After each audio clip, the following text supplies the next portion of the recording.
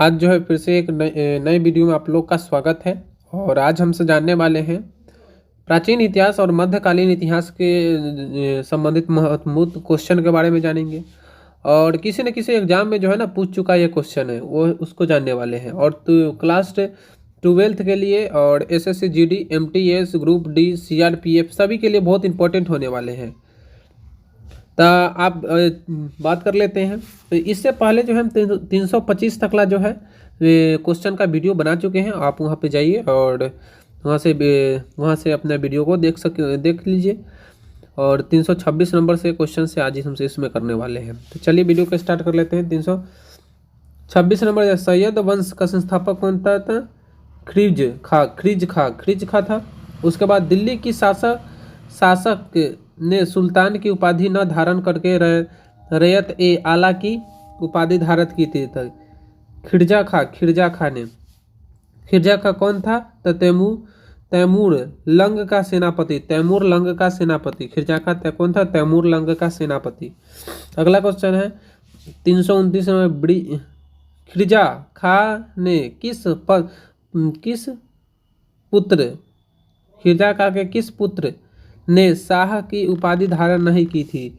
तो मुबारक खा खिरजा खा के पुत्र था। तारी एक मुबारक शाही में किस वंश के बारे में जानकारी मिलते थे? सैयद वंश के बारे में।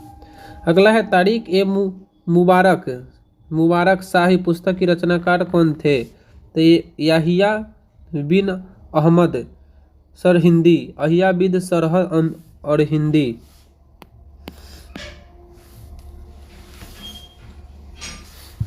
नेक्स्ट क्वेश्चन है क्वेश्चन नंबर आप लोग देख सकते हैं 332 नंबर, सैयद अहमद खां अंतिम शासक कौन था? यानी कि सैयद वंश के जो है अंतिम शासक कौन था? तो अलाउद्दीन आलम शाह जो है सैयद वंश के अंतिम शासक थे।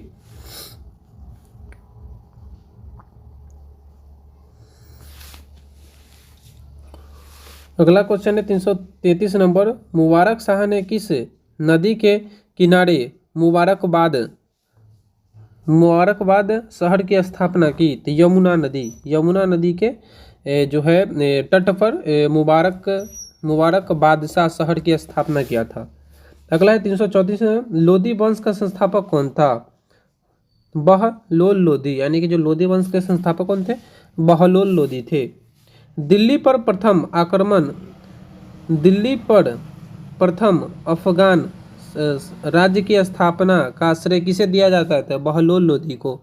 दिल्ली पर जो है प्रथम अफगान साम्राज्य की स्थापना का श्रेय किसे दिया जाता है? अफगान साम्राज्य की स्थापना दिल्ली पर कौन किया था? बहलोल लोदी। अगला क्वेश्चन है, बहलोल लोदी अपने सरदारों को किस नाम से पुकारता था? मकसद ए अली। अगला है, सुल्तान सिकंदर शाह की उपाधि किसने धारण की थी? बहलोल लोदी का पुत्र निजाम खां ने। अगला है, 504 ईस्वी में आगरा शहर की स्थापना किसने की थी? तो सिकंदर लोदी ने किया था। आगरा शहर की स्थापना किसने किया था? तो सिकंदर लोदी ने कब किया था?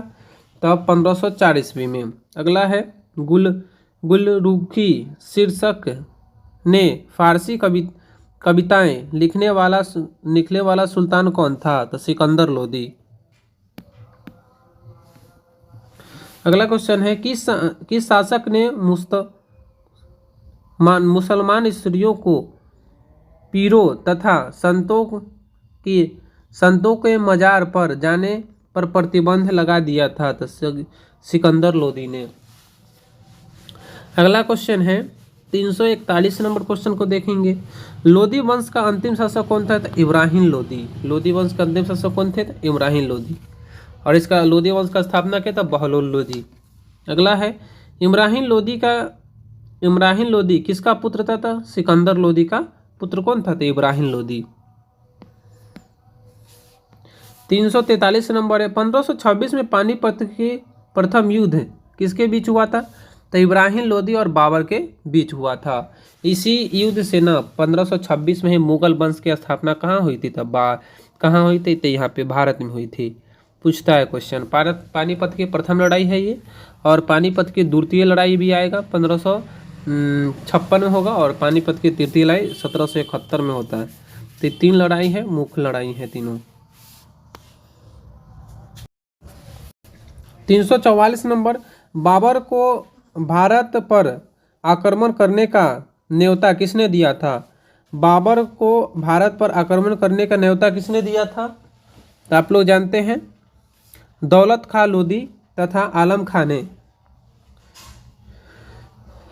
345 नंबर है, सल्तनत काल में केंद्रीय प्रशासन का मुखिया क्या कहलाता था? सुल्तान। सल्तनत काल में केंद्रीय प्रशासन का मुखिया क्या कहलाता था? तो सुल्तान। किस वंश के शासन काल में अमीरों का महत्व चरमोत्तर पर था? अमीरों का महत्व जो था चरमोत्तर पर था, तो लोदी वंश के शासन काल में। नेक्स्ट क्वेश्चन चलेंगे अगले क्वेश्चन की ओर। 347 नंबर है, सल्तनत काल में मंत्री परिषद को क्या कहा जाता था?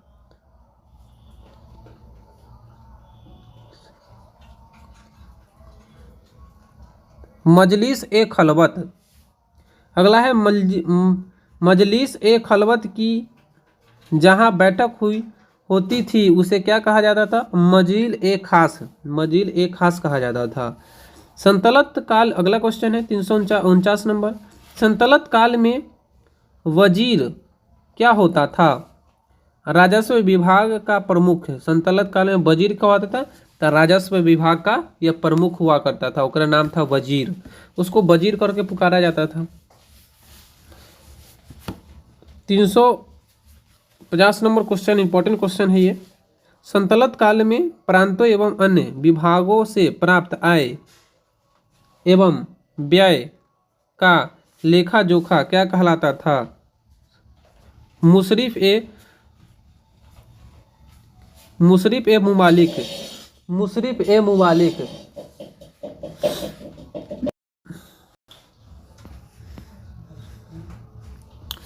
देखिए 5 क्वेश्चन और जो है इस सेशन का बचा हुआ है। सल्तनत काल में कोषाध्यक्ष को क्या कहा जाता था? खजीन। खजीन कहा जाता, खजीन।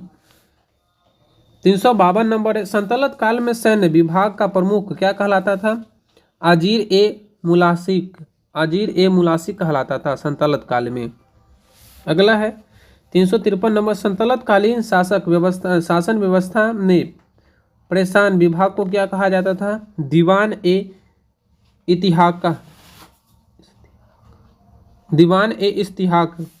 अगला क्वेश्चन है, सल्तनत कालीन शासक व्यवस्था को गुप्तचर विभाग के किस प्रमुख अधिकारियों को क्या कहा जाता था? बदीर ए मुमालिक। 355 नंबर क्वेश्चन को देखिए। सल्तनत कालीन शासन व्यवस्था में सुल्तान के बाद न्याय का सर्वोच्च अधिकारी क्या कहलाता था? काजी अल कजात। काजी अल कजात कहलाता था।